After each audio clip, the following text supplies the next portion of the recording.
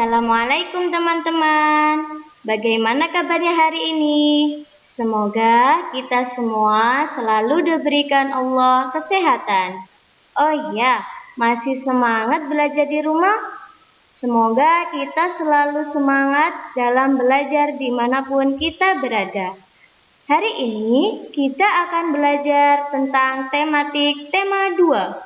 Subtema 2 tentang manfaat energi. Kita simak video pembelajaran berikut ini ya. Kali ini kita akan belajar tentang manfaat energi. Kira-kira apa saja ya manfaat energi? Manfaat energi bisa kita rasakan setiap hari. Misalnya saja dengan adanya energi cahaya, kita dapat melihat benda-benda yang ada di sekeliling kita. Bumi menjadi terang saat siang hari. Cahaya matahari dimanfaatkan untuk proses membuat makanan melalui fotosintesis. Selanjutnya, dengan energi panas, kita dapat mengeringkan pakaian yang basah, menjemur ikan, garam, kerupuk, padi, dan lain-lain.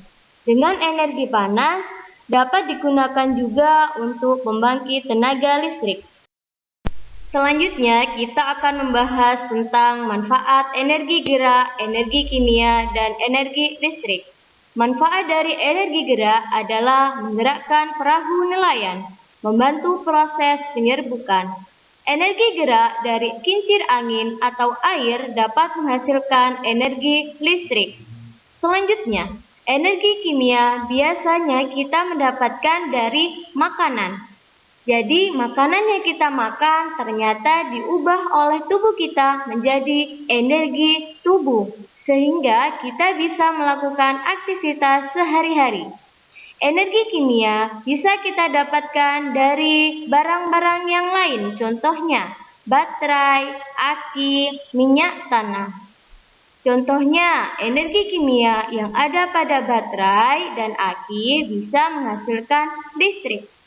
Selanjutnya, manfaat dari energi listrik dapat menyalakan alat-alat elektronik seperti televisi, kipas angin, komputer, mesin cuci, dan lain sebagainya.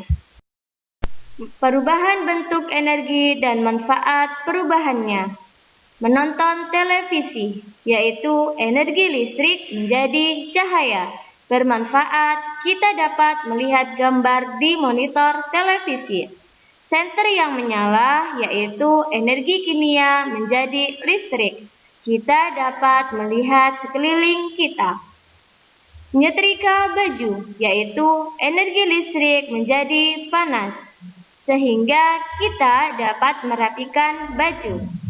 Perahu layar, yaitu energi angin menjadi energi gerak. Perahu dapat bergerak karena angin.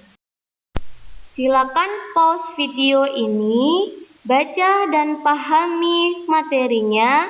Jika sudah selesai, silakan lanjutkan menonton videonya.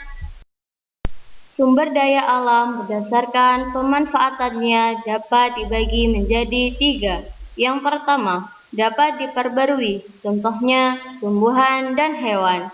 2. Tidak dapat diperbarui, contohnya batu bara, minyak bumi, dan barang tambang. Ketiga, kekal, contohnya matahari, air, angin, dan tanah.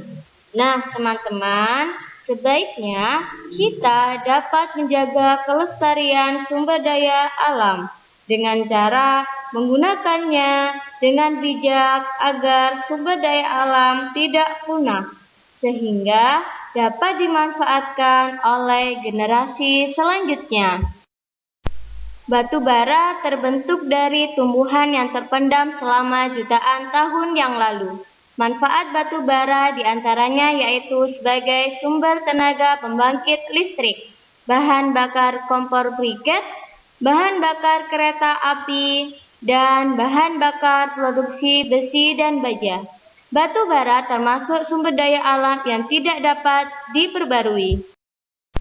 Nah, teman-teman, coba kalian perhatikan gambar yang ada di monitor sebelah kanan. Gambar tersebut merupakan tanaman yang biasanya digunakan ibu kalian untuk memasak di dapur. Tanaman di samping termasuk ke dalam sumber daya alam yang dapat diperbarui. Berikut adalah rempah-rempah kunyit dan hasil olahan minuman dari kunyit. Kunyit dapat dimanfaatkan untuk bumbu dapur, obat tradisional, pewarna, dan lain-lain. Kunyit banyak dicari masyarakat, baik di Indonesia maupun dari luar negeri. Semakin banyak peminat dari negara lain, tidak hanya dimanfaatkan untuk kebutuhan sehari-hari oleh masyarakat Indonesia, akan tetapi juga bisa diekspor ke luar negeri untuk dijual. Selanjutnya, kita akan membahas tentang hak dan kewajiban kita terhadap energi.